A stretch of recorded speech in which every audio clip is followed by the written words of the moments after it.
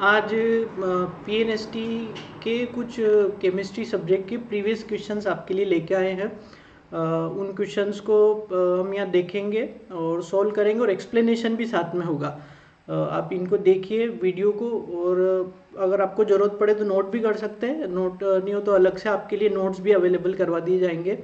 तो स्टार्ट करते हैं। हमारा पहला क्वेश्चन है, नाभिकीय अम्लों में मौजूद नाइट्रोजनीय क्षारकों का एक समूह निम्नलिखित है। इस समूह में पिरिमिडिनो लिखा क्या है, पिरिमिडिनो की कुल संख्या क्या है।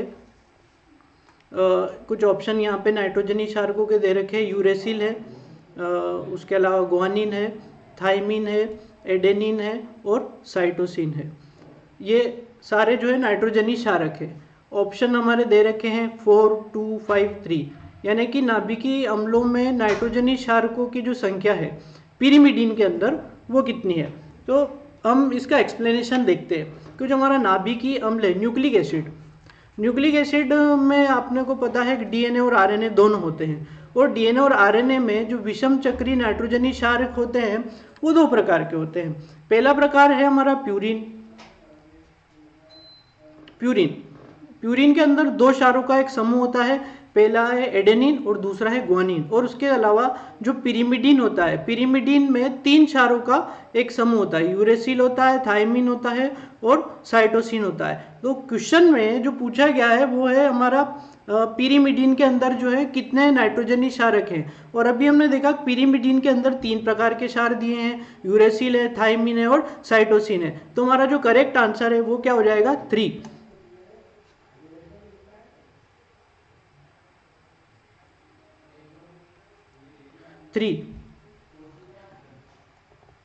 अगला क्वेश्चन देखते हैं हमारा, स्थिरता के घटते क्रम में निम्नलिखित आयनों की व्यवस्था हमको देखना है।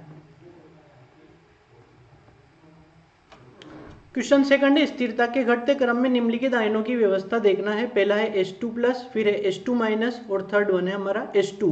क्वेश्चन को थोड़ा ध्यान से समझना पड़ेगा हमको कि घटता क्रम देखना है और आयनों की स्थिरता के बारे में हमको देखना है। ऑप्शन देखने से पहले हम देख ले क्या क्या दिया है उसने। पहला दिया है H2, उसके बाद है H2+ और उसके बाद है H2-। इसको समझते सबसे पहले, फिर ऑप्शन पे जाएंगे तो सीधे आप आंसर निकाल पाएंगे कि जो H2 है, एक हाइड्रोजन के अंदर इलेक्ट्रॉन होता है 1 और दो हाइड्रोजन के अंदर इलेक्ट्रॉनों की संख्या कितनी हो जाएगी, 2। उसके बाद हमारा H2+ में एक हाइड्रोजन के अंदर, अभी हमने देखा H2 के अंदर हमारे इलेक्ट्रॉनों की संख्या थी 2 और एक पॉजिटिव चार्ज का मतलब है एक हाइड्रोजन ने एक इलेक्ट्रॉन को लूज कर दिया, यानी उसका एक इलेक्ट्रॉन जो है त्याग दिया है। तो दो में से एक इलेक्ट्रॉन कम हो जाने पर H2 के पॉजिटिव चार्ज मतलब हाइड्रोजन का जो धन आयन है उसके पास इलेक्ट्रॉनों की संख्या हो गई है 1। उसके बाद बचा हमारा H2- यानी हाइड्रोजन के पास इलेक्ट्रॉन 2 और एक नेगेटिव चार्ज, एक ऋण आवेश, मतलब उसने एक एक्स्ट्रा इलेक्ट्रॉन को गेन किया है। तो 2 और 1 3 इलेक्ट्रॉनों की संख्या हो गई है। तो अभी हमने यहाँ देखा कि इलेक्ट्रॉनों की संख्या इनके पास कितनी है। अभी हम स्थिरता की बात करें तो सबसे ज्यादा स्थिर होगा हाइड्रोजन, क्योंकि हाइड्रोजन के पहले कोश में अधिकतम 2 इलेक्ट्रॉन रह सकते हैं और वो उसके पास हैं, यानी सबसे ज्यादा स्थिर होगा हाइड्रोजन। अब बात हो गई हमारे धन आयन और ऋण आयन की। H2 के ऊपर पॉजिटिव चार्ज और H2 के ऊपर नेगेटिव चार्ज। पॉजिटिव चार्ज यानी एक इलेक्ट्रॉन उसने लूज कर दिया और H2- यानी एक इलेक्ट्रॉन उसने एक्स्ट्रा गेन कर दिया। अब क्वेश्चन ये खड़ा होता है कि H2+ और H2- में से स्थिरता किसकी ज्यादा है। तो H2+ की स्थिरता ज्यादा होगी। उसका कारण समझ लेते हैं। हाइड्रोजन के पास एक इलेक्ट्रॉन कम है, उसको अगर एक इलेक्ट्रॉन मिलेगा तो वो भी जो है हाइड्रोजन की तरह जो है स्थिर हो जाएगा। लेकिन H2- के पास एक एक्स्ट्रा इलेक्ट्रॉन है, उसके पास 3 इलेक्ट्रॉन है। अगर वो एक इलेक्ट्रॉन को त्याग देगा तो उसकी स्थिरता भी हाइड्रोजन के बराबर हो जाएगी। तो H2- के कंपेरिजन में H2+ जो है अधिक स्थिर होगा, क्योंकि उसको एक इलेक्ट्रॉन चाहिए और H2- आसानी से जल्दी से अपना इलेक्ट्रॉन त्याग देगा और H2- जो है सबसे कम स्थिर होगा। तो हमारा जो सही आंसर है वो है हाइड्रोजन। सेकंड वाला जो ऑप्शन है वो H2+, उसके बाद H2 पॉजिटिव चार्ज और उसके बाद H2 नेगेटिव चार्ज। ये वाला हमारा जो है ऑप्शन करेक्ट है। अगला क्वेश्चन है, निम्नलिखित में से कौन सा आवश्यक एमिनो एसिड है। क्वेश्चन फिर से समझते हैं, निम्नलिखित में से कौन सा आवश्यक एमिनो एसिड है। एमिनो एसिड के बारे में बात करते हैं सबसे पहले, फिर ऑप्शन पे जाएंगे। जो एमिनो एसिड्स होता है वो मिलके बनाते हैं प्रोटीन।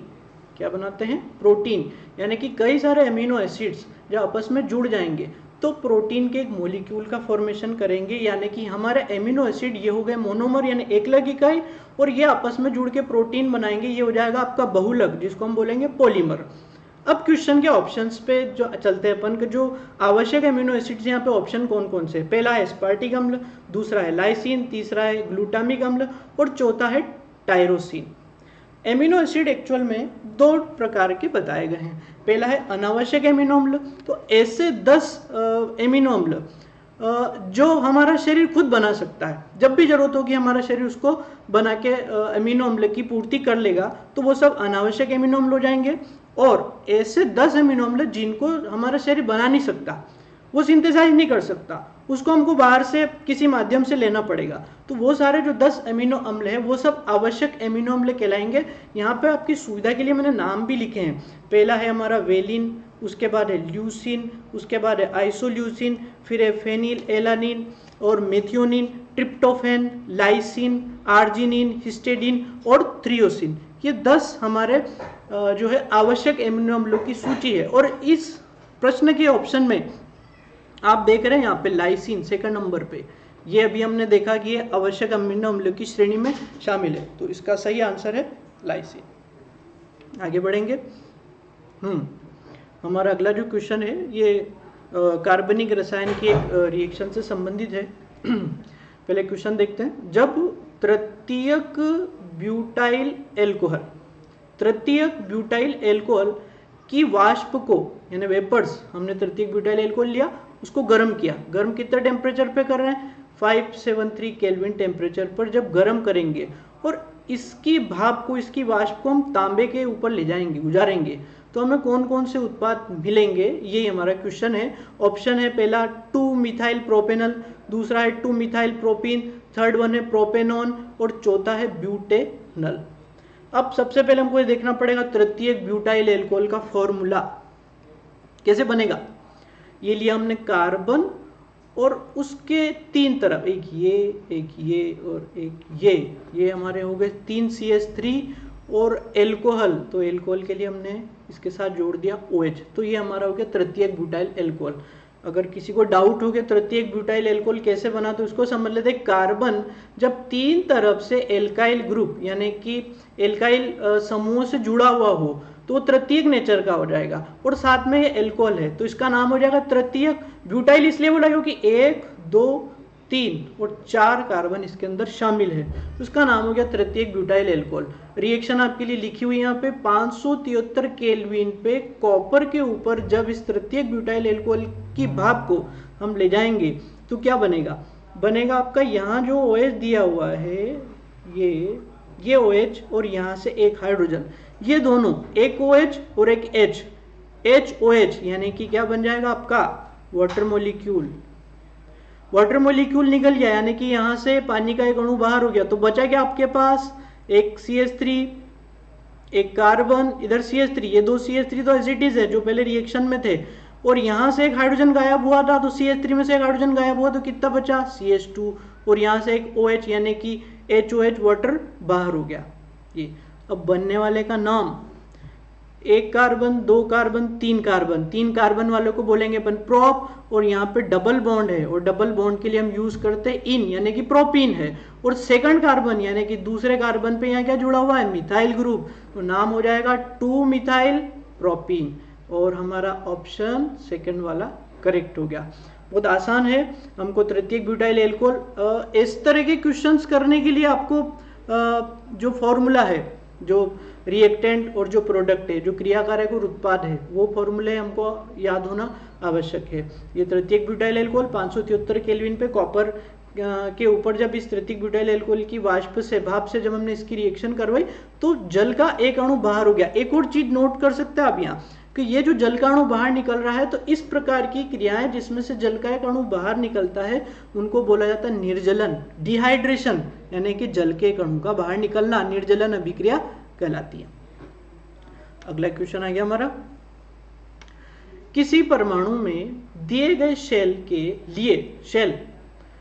के लिए एक कक्ष में निम्नलिखित इलेक्ट्रॉनों में से किस में अधिकतम नकारात्मक ऊर्जा का मान होगा?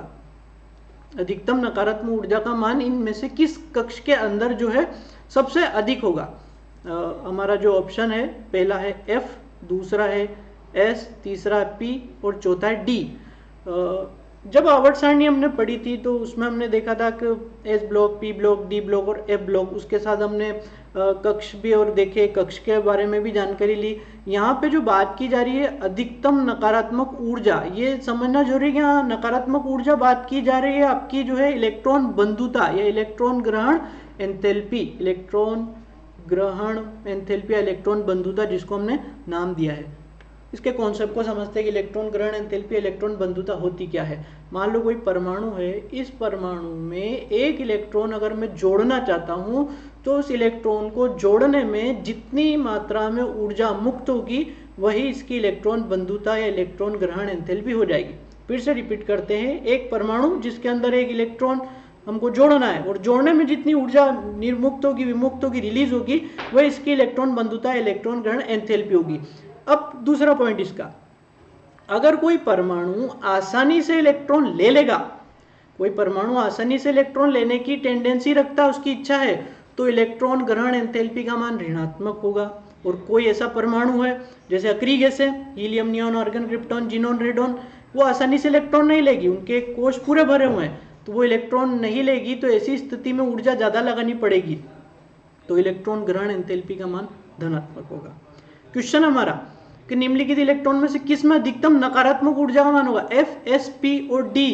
तो S जो कोश होता है, जो कक्षक होता है, ये जो है सबसे ज्यादा जो है नकारात्मक ऊर्जा रखेंगे। कारण इस कक्षक में प्रवेश करने वाले इलेक्ट्रॉन के लिए इलेक्ट्रॉन ग्रहण एंथैल्पी का मान PDF की तुलना में अधिक ऋणात्मक होता है। कारण ये कि नाभिक के निकट जाने की इनकी प्रवृत्ति सर्वाधिक होती है।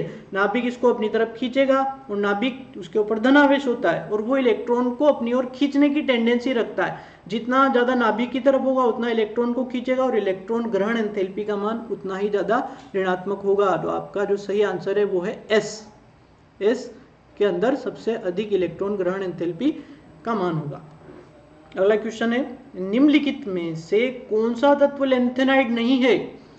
11-12 में हमने पीरियोडिक टेबल पढ़ी है, 12th के अंदर हमारा जो है लेंथेनाइड और एक्टिनाइड से रिलेटेड हमने डिस्कस किया है। यहाँ पे 4 तत्वों के नाम हमने दिए, 4 तत्वों के सिंबल दिए हुए, उनमें से हमें ये आइडेंटिफाई करना है, ये पहचानना है कौन सा इनमें से लेंथेनॉइड नहीं है। क्वेश्चन को ध्यान से पढ़े, इसने ये नहीं पूछा कौन सा लेंथेनाइड नहीं है, यानी इनमें से कोई 3 तो लेंथेनाइड होगी, कोई एक ऐसा होगा जो लेंथेनाइड नहीं होगा। अब इनके नाम देख लेते हैं क्या है। ER का मतलब है इर्बियम, TM का मतलब थूलियम, TB का मतलब टर्बियम और सबसे लास्ट में जो बचा ये है प्लूटोनियम। शुरुआत के जो 3 है, इर्बियम, थूलियम, टर्बियम, ER, TM और TB, ये सारे लेंथेनाइड श्रेणी के सदस्य हैं। केवल जो आपका प्लूटोनियम है ये एक्टिनाइड सीरीज का सदस्य है। पीरियोडिक टेबल में F ब्लॉक के जो एलिमेंट है, F ब्लॉक के जो तत्व है, उसकी 2 प्रकार की श्रेणियां बताई गई है। पहली है आपकी लेंथेनॉइड और दूसरी है आपकी एक्टेनॉइड। लेंथेनॉइड और एक है आपकी एक्टिनॉइड। तो उनमें से ये जो प्लूटोनियम है ये एक्टिनॉइड श्रेणी का सदस्य है, ये लेंथेनॉइड नहीं है। इस तरह के क्वेश्चन सॉल्व करने के लिए आपको थोड़ा पीरियोडिक टेबल भी देखना पड़ेगी। अगला हमारा क्वेश्चन आ गया कि निम्नलिखित में से किसकी एंट्रोपी सबसे कम है। अभी इस क्वेश्चन को सोल्व करने से पहले हमको ये देखना पड़ेगा कि ये एंट्रोपी को किस तरीके से परिभाषित करेंगे। एंट्रोपी, तो एंट्रोपी क्या है? किसी भी तंत्र की अनियमितता, डिसऑर्डर या यादृच्छिकता ने रैंडमनेस की जो मात्रा उसको हम जो मेजर करेंगे, उसको नापेंगे, वही क्या हो जाएगी? एंट्रोपी। जैसे कि हमने कभी क्लासरूम के अंदर इंटर किया और काफ़ी सारी फर्नीचर, बेंचेस जब इधर उधर में जो है सही तरीके से मैनेज की हुई नहीं है, यानी कि वहाँ पे एंट्रोपी क्या ज़्यादा है। और कई ऐसी जगह जहाँ पे सारी चीज़ें वेल अरेंज की हुई है तो वहाँ पे एंट्रोपी का मान क्या होगा? कम होगा। ये थोड़ा सा बेसिक कॉन्सेप्ट है कि एंट्रोपी एक्चुअल में है क्या। अब हमारे ऑप्शन पे आ जाते हैं। तो इन ऑप्शन में हमें देखना है कि कौन सा ऐसा तंत्र है, कौन सा ऐसा सिस्टम है जहाँ पे जो परमाणु आपस में बहुत ज़्यादा बिखरे हुए हैं, कहाँ पे जिनके परमाणु के बिखरे जाने की जो क्वांटिटी हमें ज़्यादा मिलेगी। पहला हमारा ऑप्शन है 25 डिग्री सेल्सियस पर ऑक्सीजन गैस। अगला एसटीपी मतलब स्टैंडर्ड टेम्परेचर प्रेशर पर ऑक्सीजन गैस। तीसरा 30 डिग्री सेंटीग्रेड पर ऑक्सीजन। और सबसे लास्ट का है 0 केल्विन पर ऑक्सीजन गैस। शुरुआत के जो तीनों ऑप्शन है इनमें कहीं ना कहीं परमाणु या जो एटम या जो मॉलिक्यूल्स जो होंगे वो इधर उधर बिखरे होने की संभावना। 25 डिग्री सेंटीग्रेड पे ऑक्सीजन के जो गैस के जो अणु होते हैं वो वैसे बहुत दूर दूर होते हैं, तो ये भी इधर उधर मूव करेंगे। एसटीपी पर भी थोड़ा बहुत टेम्परेचर है, एक एटमॉस्फेयर जो प्रेशर होगा उस पर भी ऑक्सीजन गैस पे जो दबाव होगा तो मॉलिक्यूल मूव करें, एटम्स मूव करेंगे। 30 डिग्री सेंटीग्रेड पर भी ऑक्सीजन गैस के परमाणु मूव करते हुए दिखेंगे। केवल 0 केल्विन एक ऐसा टेम्परेचर है जहां पर ऑक्सीजन के जो परमाणु है वो आपस में एक ही जगह फिक्स होंगे, वो इधर उधर मूवमेंट नहीं करेंगे। तो ऐसी जगह पे एंट्रोपी का मान क्या होगा, सबसे कम होगा। और अगर उल्टा ऑप्शन हो जाता सबसे अधिक कहाँ है, तो हम फिर वहां देखते हैं जहाँ पे टेम्परेचर ज्यादा और जहाँ पे परमाणु के मूव करने के चांसेस सबसे ज्यादा है, जो परमाणु इधर उधर जो है जा सकते हैं, वहां पे एंट्रोपी क्या होगी, सर्वाधिक होगी। तो यहाँ पे एंट्रोपी सबसे कम देखनी है तो 0 केल्विन ऑक्सीजन गैस पे हमको एंट्रोपी सबसे कम मिलेगी। अगला क्वेश्चन आता है हमारा। ये क्वेश्चन दिया हुआ है कि आपका जो है टेट्रा अमोनियम कॉपर जो सल्फेट है इसकी समन्वय संख्या सहित एक समन्वित यौगिक है। क्वेश्चन को समझे कि यहाँ उसने ये जो एक कॉम्प्लेक्स मॉलिक्यूल दिया है, एक जो कॉम्प्लेक्स दिया है कि जो संकुल दिया है, समन्वित संकुल, इसकी समन्वय संख्या पूछी गई है। समन्वय संख्या अंग्रेजी में जिसको बोलेंगे कोऑर्डिनेशन नंबर। कोऑर्डिनेशन नंबर क्या है पहले इसको समझ लेते हैं अपन। कोऑर्डिनेशन नंबर ये क्या है कि धातु परमाणु से जुड़े हुए जो लिगेंडों की संख्या है। धातु परमाणु हम यहाँ देखें तो ये जो कॉपर है ये हमारा धातु परमाणु है। ये धातु परमाणु के साथ जो लिगेंड दिख रहे हैं अमोनिया, 4 अमोनिया इस धातु परमाणु से सीधे जुड़े हुए, स्ट्रक्चर आपके लिए बनाया है इसलिए कॉपर, और 4 अमोनिया के जो परमाणु जो मॉलिक्यूल है, अणु जो है इस कॉपर के साथ जुड़े हुए हैं, सीधे सीधे जुड़े हुए हैं। और हमारी परिभाषा क्या कहती है, किसी कॉम्प्लेक्स में यानी किसी समन्वित संकुल में जो केंद्रीय धातु है ना, जो सेंट्रल एटम है, कौन है, कॉपर, से सहसंयोजी बंध जिसमें इलेक्ट्रॉन सामने जो मेटल एटम को दिया जाता है, मेटल को, ये अमोनिया के पास नाइट्रोजन, इस नाइट्रोजन के पास जो है लोन पेयर इलेक्ट्रॉन है, यहाँ हर नाइट्रोजन के पास एक एक लोन पेयर इलेक्ट्रॉन का जोड़ा है, और ये इलेक्ट्रॉन का जोड़ा इस कॉपर धातु परमाणु को दिया जा रहा है, और ये कहलाएंगे लिगेंड। ये अमोनिया जो है ये न्यूट्रल लिगेंड है, उदासीन लिगेंड है। ये इस कॉपर के साथ सीधे सीधे जुड़े हुए हैं। तो ये कॉपर के साथ 4 अमोनिया के मॉलिक्यूल जुड़े हैं, तो इसकी कोऑर्डिनेशन नंबर, समन्वित संख्या, नो डाउट आंसर इज 4। तो यहाँ हमने कुछ क्वेश्चन सोल्व किए हैं। ये जो कॉन्सेप्ट है, ये कॉन्सेप्ट सहित आपको समझाने की कोशिश की गई है। आप इन क्वेश्चंस को सोल्व करें। इससे रिलेटेड अगर आपको कोई डाउट हो तो आप कमेंट कर सकते हैं। वीडियो को ज़्यादा से ज़्यादा लाइक और शेयर कीजिएगा। और कोई डाउट हो किसी टॉपिक में, अगर आपको कोई डाउट हो या इन क्वेश्चन से रिलेटेड कोई डाउट हो तो आप कमेंट में लिख के दीजिए। आपके कमेंट हमको और जो है प्रेरित करेंगे ताकि हम और अच्छे से अच्छी वीडियो आपके लिए डाल सके, ताकि आपको एग्जाम में और हेल्प मिले। Thank you.